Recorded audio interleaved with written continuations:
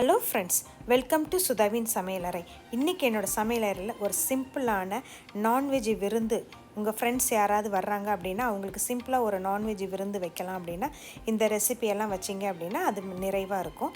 ஆனால் இன்றைக்கி நான் என்னென்னா மட்டன் தம் பிரியாணி எப்படி பண்ணுறது அப்படிங்கிறத தான் நான் சொல்ல போகிறேன்.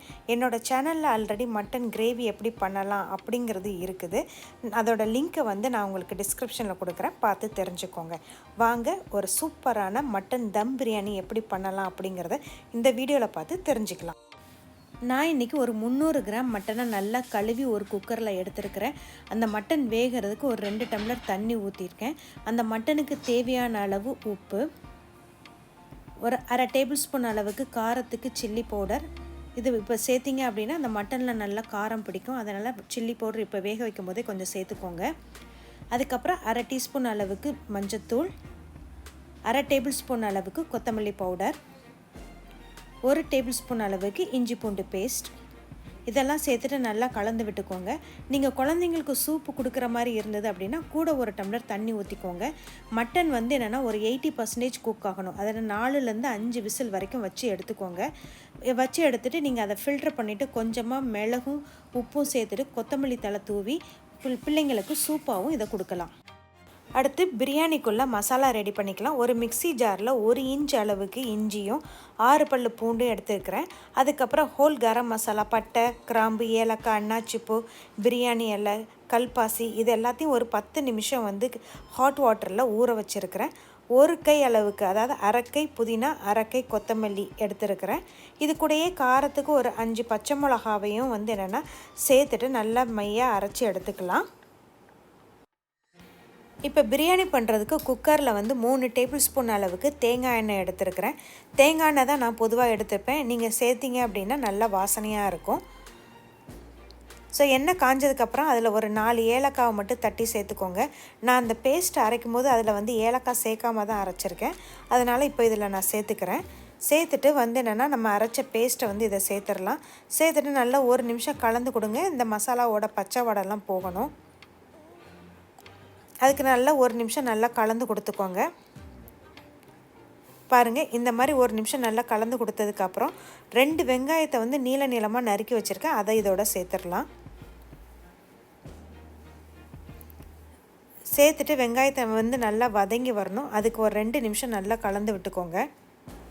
வெங்காயம் நல்லா வதங்கி இந்த மாதிரி எண்ணெய் பிரிஞ்சு வரணும். இப்போ இதில் கட் பண்ணி வச்சுருக்கிற 2 தக்காளியை சேர்த்துக்கிறேன். தக்காளி சீக்கிரம் வதங்கணும் அப்படிங்கிறதுக்காக இதில் ஒரு அரை டேபிள் ஸ்பூன் அளவுக்கு உப்பு சேர்த்துக்கோங்க. உப்பு சேர்த்துட்டு நல்லா வதக்கி விட்டுக்கலாம். இது கூடயே என்னென்னா 1 டேபிள் ஸ்பூன் அளவுக்கு தயிர், அரை டேபிள் ஸ்பூன் அளவுக்கு சில்லி பவுடர். நம்ம ஏற்கனவே பச்சை மிளகாய் சேர்த்து அரைச்சிருக்கோம். அதனால் இப்போ அரை டேபிள் ஸ்பூன் மட்டும் சேர்த்துக்கலாம். அதுக்கப்புறம் தேவைப்பட்டுச்சுன்னா கடைசியில் சேர்த்துக்கலாம். 1 டேபிள் ஸ்பூன் அளவுக்கு கொத்தமல்லி பவுடர், இதெல்லாம் சேர்த்துட்டு நல்லா வதக்கி விட்டுக்கலாம். இப்போ நம்ம வேக வச்ச மட்டனையும் இதில் சேர்த்து நல்லா கலந்து கொடுத்துக்கலாம். நான் இன்றைக்கி 2 டம்ளர் சீரக சம்பா ரைஸை 2-3 தடவை நல்லா கழுவிட்டு ஒரு அரை மணி நேரம் ஊற வச்சுருக்கேன். அதாவது 400 கிராம் சீரக சம்பா ரைஸ்க்கு 300 கிராம் நான் மட்டன் எடுத்துருக்கிறேன். ஸோ இந்த மட்டனில் பார்த்திங்க அப்படின்னா மசாலா இருக்குது இல்லையா, அதனால் ஒரு அரை டம்ளர் தண்ணி கம்மியாக சேர்த்துக்கலாம். இப்போ மட்டன் வேக வச்ச தண்ணி இருக்குது. ஸோ 1 டம்ளர் ரைஸுக்கு 2 டம்ளர் தண்ணின்னா 4 டம்ளர் சேர்க்கணும். இதில் மசாலா இருக்கிறதுனால 3 டம்ளர் தண்ணி சேர்த்துக்கோங்க. உங்களுக்கு மட்டன் அந்த ஸ்டாக் எவ்வளோ இருக்கோ அது அந்தளவு சேர்த்துட்டு பத்தாததுக்கு தண்ணி சேர்த்துக்கோங்க. சேர்த்துட்டு நல்லா கலந்து விட்டுக்கோங்க. தண்ணி நல்லா கொதித்ததுக்கப்புறம் நம்ம கழுவி வச்சுருக்கிற ரைஸை இதில் சேர்க்கலாம். இப்போ இதில் அரை டேபிள் ஸ்பூன் அளவுக்கு கரம் மசாலா பொடி சேர்த்துக்கோங்க. இப்போ பாருங்கள், தண்ணி நல்லா கொதிக்க ஆரம்பிச்சிருச்சு. நான் கழுவி வடிகட்டி வச்சுருக்கிற ரைஸை இதில் சேர்த்துக்கிறேன்.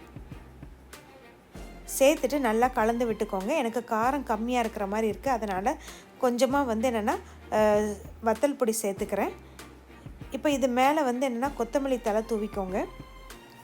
ஒரு அரை லெமனை புழிஞ்சு விட்டுட்டு 1 டேபிள் ஸ்பூன் அளவுக்கு நெய் சேர்த்துக்கோங்க.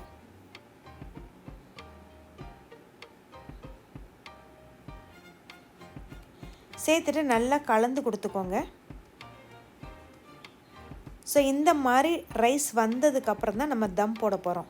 இந்த மாதிரி வந்ததுக்கப்புறம் இதை எடுத்துட்டு உங்கள் வீட்டில் நீங்கள் யூஸ் பண்ணாத தோசைக்கல் ஏதாவது இருந்தது அப்படின்னா அதை வந்து இதில் வச்சுக்கோங்க. வச்சுட்டு ஃப்ளேமை வந்து ஹையில் வச்சுக்கோங்க. ஒரு 2 மினிட்ஸ் வந்து ஹையில் இருக்கணும்.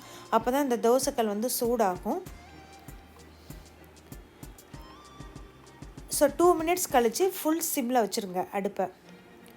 இதுக்கு மேலே வந்து என்னென்னா ஒரு டைட்டாக ஒரு பிளேட்டை வச்சு கவர் பண்ணிவிட்டு இதுக்கு மேலே வந்து வெயிட் வைக்கணும். இல்லை நீங்கள் ஒரு பாத்திரத்தில் தண்ணி ஊற்றி கூட இது மேலே வைக்கலாம். ஒரு 15 நிமிஷம் இப்படி இருக்கட்டும். இப்போ 15 நிமிஷம் ஆயிடுச்சு. இப்போ இதை வந்து ஓப்பன் பண்ணலாம். கமன்னு சூப்பராக வாசனை வருது. மேலே கொஞ்சம் ட்ரையாக இருக்கிற மாதிரி இருக்குது. 1 டேபிள் ஸ்பூன் அளவுக்கு நெய் சேர்த்துக்கோங்க.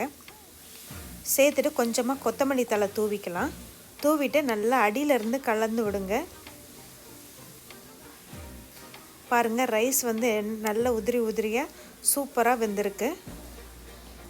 ரைஸை வந்து என்னென்னா மெதுவாக நல்லா கலந்து கொடுங்க. இப்போ நான் கிளறும்போது பாருங்கள், குக்கரில் வந்து கொஞ்சம் கூட அடிப்பிடிக்காமல் சூப்பராக நம்மளுக்கு வெந்து வந்திருக்குது. இதே மெத்தடை ஃபாலோ பண்ணி நீங்கள் சிக்கன் தம் பிரியாணி பண்ணலாம். வெஜிடேரியன் ஆட்களாக இருந்தீங்க அப்படின்னா வெஜ் தம் பிரியாணி, மஷ்ரூம் தம் பிரியாணி இந்த மாதிரி பண்ணலாம். கண்டிப்பாக இந்த ரெசிபியை உங்கள் வீட்லேயும் ட்ரை பண்ணுங்கள். ட்ரை பண்ணிவிட்டு எப்படி வந்தது அப்படிங்கிறத கமெண்ட்டில் சொல்லுங்கள். இந்த வீடியோ உங்களுக்கு பிடிச்சிருந்ததுன்னா லைக் பண்ணுங்கள், ஷேர் பண்ணுங்கள், கமெண்ட் பண்ணுங்கள். மறக்காமல் சுதாவின் சமையலறை சேனலை சப்ஸ்கிரைப் பண்ணுங்கள். தேங்க்யூ.